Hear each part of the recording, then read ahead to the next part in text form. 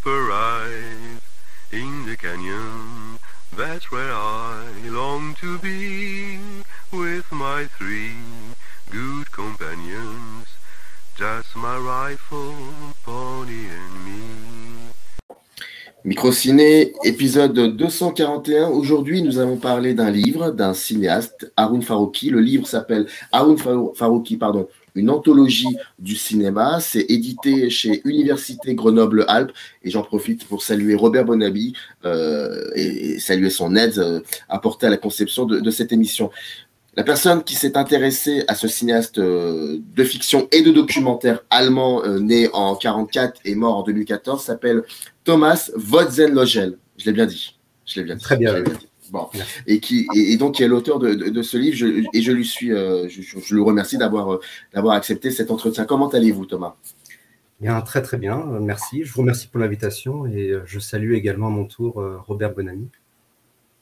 Alors, comme je vous disais hors caméra, je connaissais, je pense qu'on connaît, enfin, celles et ceux qui travaillent dans le milieu, dans le domaine du cinéma et qui s'intéressent à celles et ceux qui fabriquent des images, connaissent Haroun Farroukhi, mais je n'avais jamais vraiment lu de texte sur sa filmographie, de texte aussi qu'il aurait rédigé, et je n'ai pas vu ses films. Donc pour moi, ça a vraiment été une totale pleine découverte en lisant le livre. Et moi, la première question que j'ai envie de vous poser, c'est vous, dans quelle occasion, quelle situation vous avez croisé le cinéma de Farroukhi? Est-ce que c'était d'abord par ses textes critiques ou alors c'était directement par ses films? Et surtout, qu'est-ce qui s'est passé le jour de cette rencontre?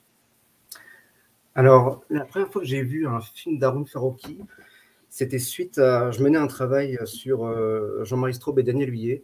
Et il se trouve que j'avais découvert qu'un cinéaste allemand, Haroun Farroukhi, avait réalisé un film documentaire sur le tournage d'America, Rapport de classe, de Straub-Huillet.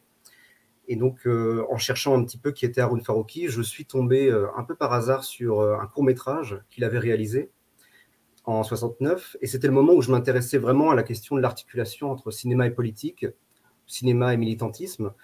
Et je suis tombé sur ce film qui s'appelle Feu inextinguible, qui est un court-métrage d'une vingtaine de minutes, dans lequel Haroun Farroukhi, alors je vais en parler plus tard, parce que, à mon avis, ce film est un film matriciel dans sa manière d'aborder le rapport des spectateurs aux images. Et dans ce film-là, Haroun Farroukhi traitait de la question de l'utilisation du napalm au Vietnam et s'intéressait non seulement à la production du napalm, à la question de la production capitaliste du napalm, et surtout au rapport que les producteurs du napalm entretenaient avec les images.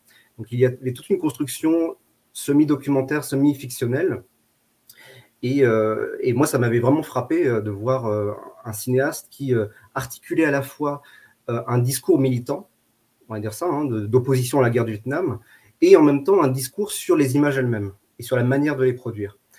Et c'est comme ça que j'avais essayé de cartographier une sorte de constellation de cinéastes pour lesquels la question politique était importante, mais pour lesquels en fait les films ne se réduisaient pas, on va dire, au discours ou au message qu'il faudrait transmettre à des spectateurs, mais qui, avec les moyens du cinéma, s'intéressaient aussi à la question de la production des images. Et dans Feu inextinguible, moi ce qui m'avait marqué par exemple, alors moi je le découvre en milieu des années 2000, dans Feu inextinguible, Haroun Farroukhi est assis à sa table de travail et il lit la déposition qu'un Vietnamien, paysan vietnamien qui a été brûlé au napalm, la déposition qu'il fait au tribunal de Stockholm. Et il lit la déposition et ensuite il dit je pourrais maintenant vous montrer une image, une photographie de ce Vietnamien brûlé au napalm, mais si je vous montrais cette image, vous détournerez les yeux, et si vous détournez les yeux de cette image, vous allez détourner les yeux de la situation du Vietnam, etc. etc. Et il disait à la fin, pour vous montrer un peu les effets du napalm, je ne peux avoir recours qu'à une représentation affaiblie. Et là, la caméra se rapproche dans un travelling avant, et on le voit prendre une cigarette et se brûler l'avant-bras. Et il dit, réellement, et il dit, voilà, la cigarette brûle à 300 degrés ou 400 degrés, je ne sais plus, et le napalm brûle à 3000 degrés. Et là, dans cet acte de refuser de montrer au spectateur une image, ça me semblait un geste qui, à l'époque, et encore aujourd'hui, paraissait totalement démesuré comparé au discours que l'on a actuellement sur oui, il nous faut des images, il nous faut plus d'images. Et lui, au contraire, travaillait sur d'abord refuser de montrer une image pour ensuite construire une autre représentation qui nous permettrait de comprendre bien que le napalm est produit en partie en Europe, hein, parce que les usines Dow Chemicals qui fournissaient le napalm à l'armée américaine étaient implantées en France, en Allemagne. Et voilà, donc moi, ça m'a vraiment, ce film-là m'a vraiment frappé. Et donc, j'ai essayé tout de suite d'en voir d'autres. Alors, comme ces films sont difficilement accessibles, c'était souvent des VHS qui avaient été numérisés, donc les qualités étaient vraiment pas très, très bonnes. Et le deuxième que je vois, c'est le film Wie man sieht, qui est traduit par Tel qu'on le voit, et dans lequel, là aussi, j'étais complètement décontenancé par un film qui était un film principalement de montage d'images qu'il n'avait pas forcément lui-même tourné, et dans lequel il interrogeait justement notre mode de vision, notre mode de perception, et de quelle manière les techniques, les nouvelles techniques de reproduction de la réalité, eh bien, construisaient un nouvel imaginaire. Et c'est pour ça que dans ce livre, ce que j'ai essayé de faire, c'était de voir de quelle manière Farocki travaillait avec les moyens du cinéma à déconstruire un petit peu nos imaginaires, ou en tout cas nous permettre de voir un petit peu de quelle manière nos imaginaires sont constitués en partie par les images audiovisuelles de manière globale. Mais ça voudrait dire que Farocki rejette l'image comme une banalité finalement. À partir du moment où l'image devient une banalité, cette image-là ne l'intéresse plus. Alors ça dépend parce que je crois que ce qu'il essaye de faire, et moi c'est comme ça que je le pose, c'est qu'aujourd'hui c'est vrai qu'on a tendance à dire, alors soit le discours, il y a trop d'images, sans jamais penser trop d'images par rapport à quoi. Et ensuite, la deuxième question, c'est est-ce que vraiment nous souffrons d'un trop plein d'images? Et je pense que ce que Farocki fait, c'est une distinction entre l'image, qui pour moi est plutôt de l'ordre de l'image mentale, c'est-à-dire que quand on voit un film, il nous reste des images, mais ces images ne coïncident jamais véritablement avec les images que l'on a vues. On refabrique toujours un peu le film à partir de nos souvenirs, à partir de ce qu'on y a injecté, ce qu'on y a projeté. Et il me semble que ce que Farocki fait, c'est qu'il retransforme les images banalisées, on va dire de la publicité ou des médias, ou de la vidéosurveillance, ou par exemple, dans un film en 2003 qui s'appelle Erkennen und Verfolgen, il commence par travailler à partir des images qui sont prises par les caméras qui sont à bord des drones ou à bord des avions qui vont bombarder, on nous dit, une usine d'armement en Irak, ou je ne sais pas quoi. Et il travaille à partir de ces images qui sont évidemment banales, qui ont circulé d'une manière assez forte dans les médias. Et ce qu'il nous propose, c'est de les considérer comme des plans de cinéma. Et c'est pour moi, c'est ça l'important, c'est que Haroun Farocki, on en discutait tout à l'heure, c'est vrai qu'Haroun Farocki, ces dernières années, je pense qu'il a été plus connu dans le monde de l'art contemporain. Par on va dire, à cause de sa trajectoire, qui est que il a progressivement basculé de la télévision, enfin d'abord du cinéma, puis de la télévision, dans le monde de l'art contemporain, et qu'il a proposé beaucoup plus d'installations vidéo. Mais sauf que Farocki disait, je suis très content qu'il y ait plus de personnes qui puissent voir mes œuvres dans les musées ou les galeries. Sauf que quand je commence à discuter avec eux, je me rends compte que je suis un peu démuni face à ce je ne comprends pas de quoi il parle. Parce que Farocki, il vient vraiment d'une revue de cinéma, de critique de cinéma, d'une école de cinéma. Il est très lié au jeune cinéma allemand, à la nouvelle vague, à la critique des cahiers du cinéma. Et donc lui, ses armes, on va dire, pratiques, théoriques, ce sont les armes qui viennent du cinéma, en réalité. Ce sont les outils qui viennent du cinéma. Et c'est pour ça que je pense que ce qu'il fait, c'est d'essayer de retransformer des images banales en plans de cinéma, de les interroger en tant que plans et de nous les faire voir à plusieurs reprises dans ses montages pour finalement essayer de nous faire voir que ces images, elles sont toujours déjà suturées à des discours ou à des messages. Par exemple, je prends le cadre des images qui sont prises à partir des drones, où on voit des images en noir et blanc, granuleuses, il y a le réticule de visée, puis on voit un bâtiment qui explose. Et quand on voit ces images, on se dit, oui, on les a déjà vues, ça peut faire référence à la guerre en Irak ou en Afghanistan, C'est des images qui étaient déjà suturées à une histoire journalistique. Et quand il nous les montre, finalement, au bout d'un moment, on se dit, mais ce sont des images dans lesquelles on ne voit pas grand-chose, où elles ne disent rien de la guerre, alors qu'elles étaient là pour illustrer au préalable des informations ou des commentaires sur les actualités. Et donc c'est en ce sens que je crois que ce qui l'intéresse aussi, je pense, c'est un peu la distinction que faisait Serge Danet, que moi je trouve encore forte aujourd'hui, la distinction que faisait Serge Danet entre le visuel et l'image. Oui. Serge Danet disait, finalement, on croit voir des images à la télévision, et finalement ce qu'on a, ce n'est que du visuel, ça n'est que la vérification optique qu'un dispositif technique fonctionne.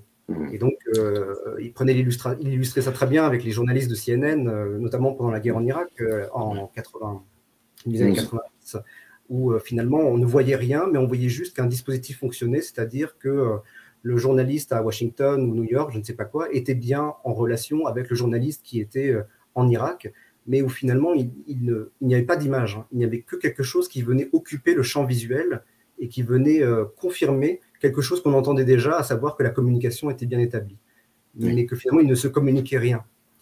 Et je crois vraiment que Farocki a travaillé sur ces questions-là, sur les distinctions. C'est pour ça que j'insiste dans le livre là-dessus, hein, sur la distinction entre image, plan de cinéma et visuel. C'est très troublant que vous évoquiez Danet. Non, c'est pas troublant, c'est logique. Je pense qu'il faut toujours évoquer Danet. Donc, mais c'est marrant parce que ça me rappelle deux choses. Alors là, je fais une digression totale, hein, mais c'est la conversation qui s'y prête aussi. Et je pense à cette extraordinaire intervention de Godard, pléonasme, quand il somme lors du journal télévisé, je crois que c'est début des années 80, quand il somme le journaliste Philippe Labro sur Antenne 2, pendant la guerre des Malouines, de lui montrer des images, et il lui dit « je n'ai pas d'image ». Je lui dis « alors dites-le, dites « je n'ai pas d'image, je n'ai rien à vous montrer, je n'ai pas d'image à vous montrer ». Alors il y a ça. Et pourquoi je parle de ça? Parce que c'est par rapport toujours à ce rapport de cette absence d'image, c'est montrer des images ou pas. Et puis il y a une deuxième chose, c'est vous parliez de Danet, c'est drôle parce que Danet, lors de la présentation de Trafic à la galerie du Jeu de Paume, dit un moment, on n'a pas d'image provenant de la guerre de Bosnie, on ne sait pas ce qui se passe là-bas, on n'en a pas. Et ça, c'est c'est ennuyeux. Le cinéma n'est pas allé là-bas. Et en gros, je synthétise, hein, il ne disait pas ça comme ça, mais c'était plus ou moins ça. Et j'essaie de comprendre vis-à-vis d'Haroun Farocki, est-ce que pour lui, l'image est aussi... Montrer une image ou créer une image, ou récupérer des images, c'est aussi se dire que le cinéma a fait son job, a été témoin de quelque chose. Alors, j'ai l'impression que... alors, ce serait difficile de parler du cinéma dans sa globalité sans essayer de voir aussi que là, il y a eu des cinémas et que... je ne sais pas... Je pense qu'il est de moins en moins critique au fur et à mesure de sa progression. Je pense qu'il est de moins en moins critique vis-à-vis du manque d'images ou du trop-plein d'images, mais qu'il essaye aussi de saisir les images comme symptômes. Par exemple, quand je compare Feu inextinguible au film américain sur la guerre du Vietnam, c'est pas du tout pour juger les films américains sur la guerre du Vietnam ou pour dire ah, ces cinéastes-là ont loupé quelque chose, ils n'ont pas vu les Vietnamiens, etc. Par ailleurs, ce que je pense c'est vrai. Hein. C'est-à-dire qu'il manque quelque chose dans ces films, mais ça n'est pas pour les critiquer de ce point de vue-là, mais c'est plus pour révéler une manière d'imaginer nord-américaine, pour le dire très vite, mais sans doute européenne, l'intervention militaire américaine au Vietnam, dont on peine à voir quelles ont été les justifications politiques dans ces films. Et ce qui, je pense, en fait, est plus le symptôme d'une génération, hein, c'est-à-dire de jeunes gens qui avaient 20, 30 ans dans les années 60, 70, qui ne comprenaient pas quelles étaient les justifications de cet impérialisme-là, et qui bien, se retranchaient beaucoup plus sur l'expérience qui avait été celle des jeunes Américains qui avaient été envoyés là-bas. Donc je pense qu'Aaron Farocki, c'est pas tant sur est-ce que le cinéma a fait son job ou est-ce qu'il l'a manqué. Ce qui me semble, ce qui l'intéresse, c'est partons de l'existant. Partons du fait qu'il existe des images, il en manque à certains endroits, mais le fait qu'il manque des images pour certains événements, ça doit faire symptôme. C'est-à-dire que ça doit quand même révéler le fait qu'il y a là quelque chose que soit on n'a pas voulu voir, soit qu'on a du mal à imaginer, parce que je crois aussi que les cinéastes, quand ils travaillent et qu'ils arrivent à produire des plans ou à produire des séquences, ça part aussi du fait qu'ils sont capables ou non d'imaginer certaines réalités. Et je crois que le cinéma, il révèle aussi ça, il révèle aussi notre incapacité à certains moments d'imaginer certaines réalités et que l'on peine à produire des images ou des séquences ou des films qui vont partir de cela. Et c'est pour ça que j'insiste justement sur la question du manque d'images et que ce manque d'images-là, le cinéma aussi peut s'en saisir. Et je pense que Farocki le fait, que Godard aussi le fait à sa manière, hein, dans ses films de montage, ou dans lesquels il interroge aussi le fait que il y a des chants et des contre-chants, il y a des contre-chants qui manquent. Il manque voilà, le point de vue de certains opprimés, de certaines oppressions, mais qu'il faut partir de ce manque-là. Me permettez-vous de lire un extrait de votre livre qui est dans la continuité de ce que vous êtes en train de dire? C'est page 138, c'est dans le chapitre, dans la partie conjurer les images, et vous écrivez: nous continuons d'entretenir avec les représentations visuelles un rapport magique, un rapport qui se tient dans une contradiction. Elle donnerait à voir, révélerait quelque chose du réel, mais serait toujours suspectée de cacher, dissimuler, de mettre à l'écart ce réel pour le remplacer par une puissante illusion. Les images informent et désinforment, sont un document du réel et un simulacre, et forment la perception de la réalité tout en la conformant à un réalisme dominant. Dans un texte sur les rapports entre documentaire et fiction, Farocki évoque le fait que les tremblements de caméra, assimilés aux méthodes du documentaire direct, font aujourd'hui partie d'une esthétique du cinéma de fiction, entre parenthèses, naturaliste. Entre parenthèses, les frères Dardenne, Laurent Cantet, Keshish, Stéphane Brisé, Ken Loach, par exemple. Et c'est intéressant parce que les cinéastes que vous citez, comment dire, ils font pas forcément le même cinéma, mais c'est intéressant mais ils ont un point commun, c'est dans ce que vous dites. Et vous dites plus loin, Farocki relève cette contradiction, d'une part, en donnant à voir la part de réel dans les films de fiction et la part d'artificialité dans les images dites du réel, d'autre part, en se plaçant sur le terrain, non pas de ce que ces images donnent à voir, il s'agit d'un problème de langage, de les considérer comme étant infiniment généreuses, mais sur le terrain de la mise en forme du réel, et donc de ce regard qui informe le nôtre, qui l'intercepte, le conditionne, le modèle, et l'assure en tant que geste. Je trouve que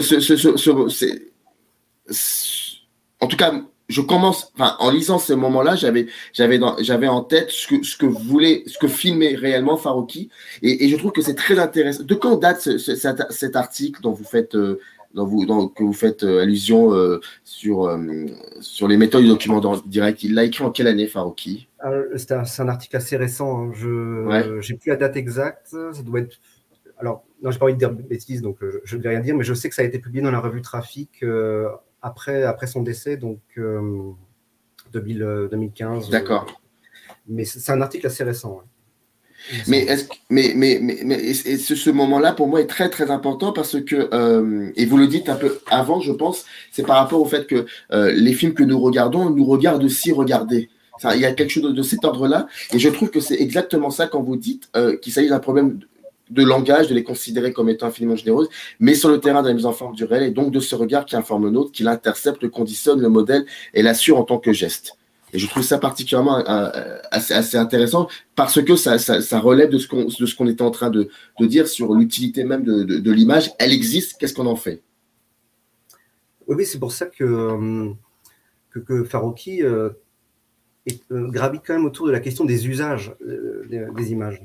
Quels sont les usages que l'on peut faire de ces images-là? Elles existent, elles sont là, et comment on peut les utiliser à des fins qui, à mon avis, sont toujours des fins chez Farocki politiques et militantes, même si il est passé quand même du militantisme marxiste-léniniste, maoïste dans les années 60-70 à une plus grande sobriété, on va dire, dans le message militant. ce que je pourrais dire par exemple, sur l'esthétique réaliste ou l'esthétique naturaliste au cinéma, quand Farrokhi écrit ce texte, c'est vrai qu'il s'interroge sur le fait qu'il y a des formes qui viennent du cinéma documentaire, qui ont été réappropriées par le cinéma de fiction, et que ça a toujours été une espèce de signal, enfin voilà, les tremblements de caméra, la caméra à l'épaule, etc., que ça a toujours été presque un signal envoyé au spectateur pour dire attention, là, il y a un effet de réel. Voilà, on veut provoquer chez le spectateur cette reconnaissance de ce que la fiction montre, c'est en réalité bien du réel. Et moi, ça m'a toujours intéressé ce désir très fort du cinéma de vouloir montrer ou représenter la réalité, je mets plein de guillemets à réalité parce que c'est un concept aussi sur lequel je travaille dans le livre et que c'est beaucoup plus compliqué, qu'on ne peut pas juste venir avec une caméra, filmer un événement et dire voilà, ça c'est la réalité. La réalité est toujours beaucoup plus complexe. Enfin, il y a toujours énormément de choses qui n'apparaissent pas dans le visible et qu'il faut construire avec le cinéma pour révéler ce qu'est l'État, révéler ce qu'est la circulation marchande, etc. Et que tout ça, ça passe par des constructions artificielles. Et il y a une tendance du cinéma qui se veut plutôt le cinéma social, pour le dire de manière très, très globale, qui lui se contente de représenter de manière réaliste, voire naturaliste, la manière dont vivent certains personnages, et que ces manières-là sont suturées à un affect qui est souvent la pitié, je trouve, la pitié pour les ouvrières ou les ouvriers que l'on représente, qui traversent, je ne sais pas, un plan social, des licenciements, ou un chômeur qui est à la recherche d'un emploi, et ça suscite très souvent chez nous plus de la pitié que de la colère ou un désir de vouloir transformer cette réalité-là. Et Farrokhi, je pense, travaille beaucoup plus, non pas à nous proposer un plus de réalité, mais plutôt à nous proposer de considérer de quelle manière nos imaginaires sont tramés à la fois de réel, mais aussi de fiction, et aussi d'imaginaire dystopique. Enfin, aujourd'hui, l'imaginaire dystopique est extrêmement fort dans nos manières de nous représenter le futur, par exemple. Et voilà, et donc je crois que voilà, on fait un travail plus à partir de ça, hein, plus à partir de ce que font les images. Je prends un exemple dans Feuille inextinguible dont je parlais tout à l'heure. Lorsqu'après s'être brûlé le bras avec la cigarette, il va montrer le processus de production du napalm. Alors c'est une fiction, hein, ce sont des acteurs qui vont jouer, c'est très schématique. On voit le directeur de l'entreprise qui explique qu'il va falloir produire du napalm, puis on voit les ingénieurs, les ouvriers, les scientifiques contribuer chacun selon leur tâche à fabriquer ce napalm. Et puis à la fin de cette séquence, on les voit, ils sont tous réunis autour d'une télévision et ils regardent les actualités filmiques et ils regardent notamment les actualités concernant la guerre du Vietnam. Et donc on voit une succession d'images dites documentaires liées à une voix off de journalistes qui commentent le nombre de morts communistes vietnamiens. Et tous ces travailleurs-là savent qu'ils ont contribué à créer cette bombe et voient les effets qu'a produit cette bombe et ils se prennent la tête dans les mains et ils se disent qu'est-ce qu'on a fait. Et donc là, Farrokhi dit dans ce processus de production, les travailleurs prennent conscience de ce qu'ils ont fait, des conséquences de leurs actes, mais c'est trop tard. Et puis la séquence suivante, il reprend les mêmes acteurs, les mêmes dispositifs, sauf que cette fois, c'est une accentuation de la division du travail. Et cette fois, les scientifiques d'un côté, les ingénieurs de l'autre, les ouvriers d'un autre côté, eh bien, vont tous travailler sur une partie d'un produit dont ils ignorent exactement quel sera le résultat. Certains pensent travailler sur des produits désherbants, d'autres pensent travailler sur certains produits chimiques qui seront utilisés dans un autre d'autres produits, mais aucun n'a une vision totalisante de ce à quoi il contribue. Et il se retrouve à la fin de cette séquence également devant une télévision qui remontre les mêmes images, avec le même commentaire, et cette fois, les réactions, eh bien, sont des réactions que nous-mêmes, on peut avoir en tant que spectateur lorsque l'on regarde le journal télévisé, à savoir oh, c'est terrible, mais qu'est-ce qu'on peut faire la guerre c'est mal, enfin des pensées réflexes face à ces images-là, mais qui sont totalement désolidarisées de la manière, enfin de l'activité concrète des travailleurs qui ont en réalité participé à l'élaboration de ces bombes-là. Et quand Farokhi fait ça, je me dis qu'effectivement, ce qui l'intéresse là, c'est notre capacité, en regardant des films, en regardant des images documentaires, en regardant les actualités, notre capacité à imaginer la place que l'on occupe par rapport à ce que ces images désignent et représentent. Le cinéma que défendait Farokhi lorsqu'il était critique de cinéma et rédacteur en chef de la revue Film Critique, je crois, c'était quelle sorte de cinéma? Alors, dans les articles que j'ai lus, je trouve qu'il est extrêmement proche. Je trouve qu'il est extrêmement proche de Godard et Rivette, par exemple, dans les cahiers. Peut-être même plus proche de Rivette. C'est-à-dire, moi, ce que j'admire et ma tendance critique par rapport au cinéma, elle vient surtout de Rivette, parce que moi, j'ai été époustouflé quand j'ai lu pour la première fois de l'abjection de Rivette, de voir un cinéaste qui était par ailleurs lui aussi un cinéaste de gauche, voire d'extrême gauche, enfin Rivette, même s'il n'en a jamais fait un symbole dans ses films, ou qu'il n'a jamais souligné, mais de quelqu'un qui était capable de voir dans un film d'un cinéaste de gauche, membre du Parti communiste italien, Gillo Pontecorvo, un geste de cinéma qui le répugnait fortement, qui était donc ce travelling avant, recadrant le personnage interprété par Emmanuel Riva. Et j'ai l'impression que Farokhi, il était un peu dans cette trajectoire-là, c'est-à-dire à la fois reconnaître des aînés qui ont compté dans leur constitution de leur univers filmographique. Et pour le jeune cinéma allemand, je crois que ça avait une importance particulière, parce que les jeunes cinéastes allemands qui arrivent dans les années 60, alors Alexander Kluge, puis plus tard Wenders, Herzog, Fassbinder, etc., il disait qu'ils ne pouvaient pas se référer aux cinéastes de la période des années 40. C'était pas possible de se référer à Weiterland. Et donc, il a fallu aller voir du côté des grands-pères, comme il le disait. Donc, c'était Murnau, Fritz Lang, et un peu de la même manière, d'ailleurs, les critiques de la nouvelle vague qui regardaient plus du côté du cinéma américain, mais qui, du côté du cinéma européen, se référaient beaucoup plus à Rossellini, qui vient après la Seconde Guerre mondiale, mais quand il remontait plus loin, c'était aussi Murnau, c'était aussi Fritz Lang. Et donc, je crois qu'il est aussi dans cette constellation-là, Farokhi, dans ce cinéma-là de fiction. Et en plus, du côté documentaire, j'ai l'impression que ces références sont hors du cadre cinématographique, c'est que ces références sont du côté du théâtre. C'est Bertolt Brecht d'un côté, notamment pour la nécessité de défamiliariser les spectateurs par rapport à ce que l'on représente, et d'autres dramaturges ou metteurs en scène comme Heiner Müller, qui est d'une certaine manière un continuateur critique de Brecht, ou Peter Weiss, qui est un des fondateurs, c'est pas le premier, mais c'est un des fondateurs du théâtre documentaire, et que c'est plus de ce côté-là qu'il va essayer de trouver à la fois une dramaturgie, mais également une forme esthétique qu'il va essayer de décliner dans le champ du cinéma. Alors, il faut quand même que je rajoute que Godard, bon, évidemment, les films de Godard vont énormément l'influencer, mais aussi, surtout la période qui précède le groupe Dziga Vertov et les films réalisés pendant la période du groupe Dziga Vertov.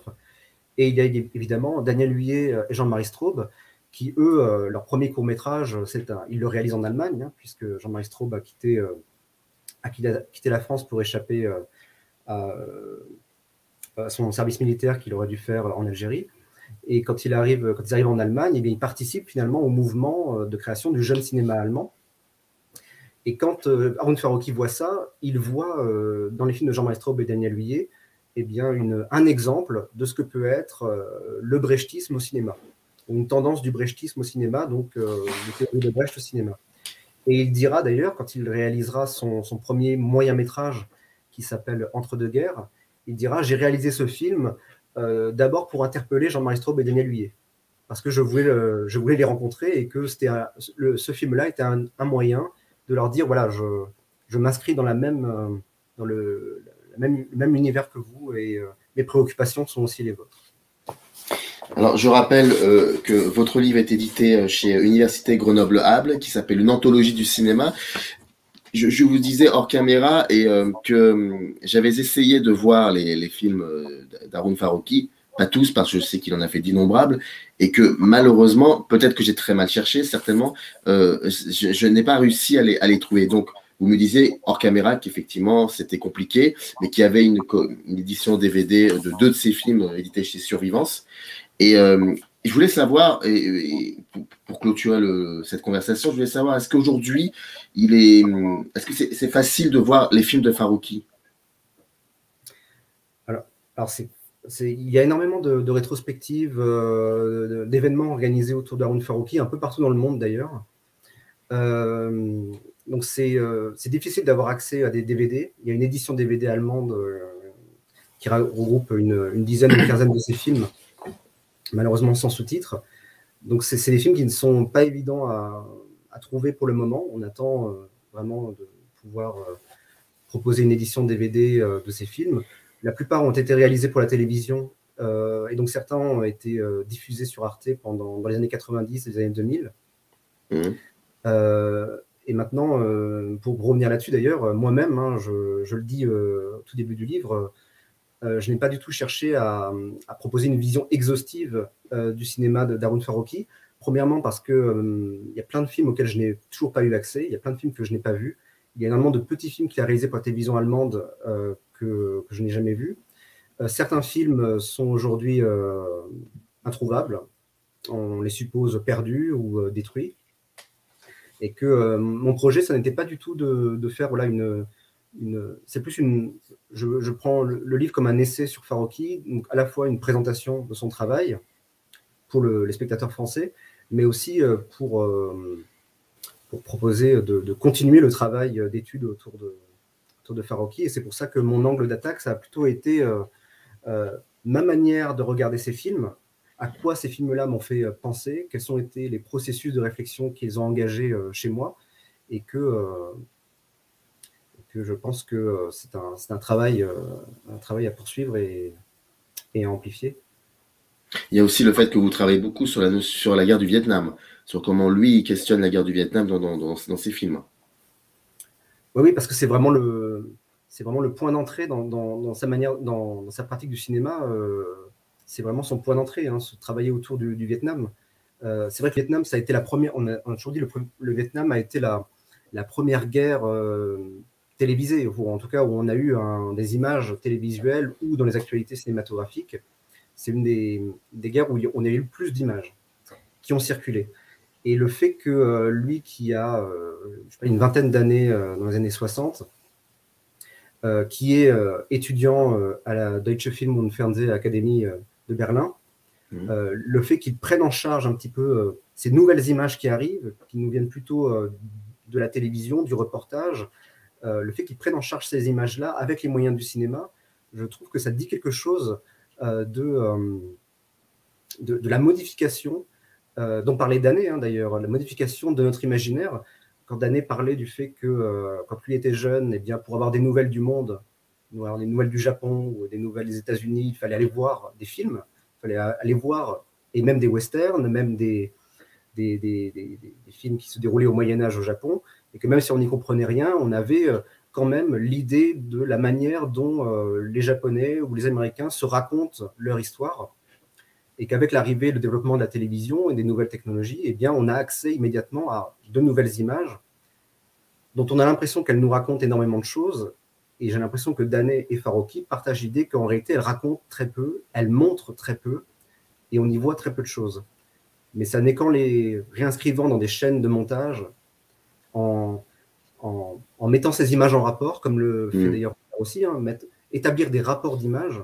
Ça n'est que dans ces rapports-là que l'on va pouvoir reconstruire une histoire qui est absente de ces images et que l'on peut retrouver une certaine forme de compréhension, ou en tout cas d'imaginaire de notre place dans ce monde-là. Si vous voulez vous procurer le livre, sachez que dans le descriptif de cette vidéo, vous avez un lien qui renvoie directement à la page pour vous procurer le livre. C'était Thomas Voetsen-Logel, qui est venu pour nous parler de Haroun Farroukhi, une anthologie du cinéma, et c'est édité chez Université Grenoble-Alpes. Merci en tout cas beaucoup d'avoir accepté cet entretien et de nous avoir un petit peu parlé. On n'a pas dit grand-chose, parce qu'il y a tellement de choses à dire par rapport à l'intériorité du livre, mais en tout cas, on a au moins soulever quelques aspects, quelques thématiques, et ça, la vision du cinéma de Haroun Farroukhi. Merci, c'était vraiment un plaisir de discuter avec vous. Merci à vous. Très bonne journée. Générique. Bonne journée. In the canyon, that's where I long to be, with my 3 good companions, just my rifle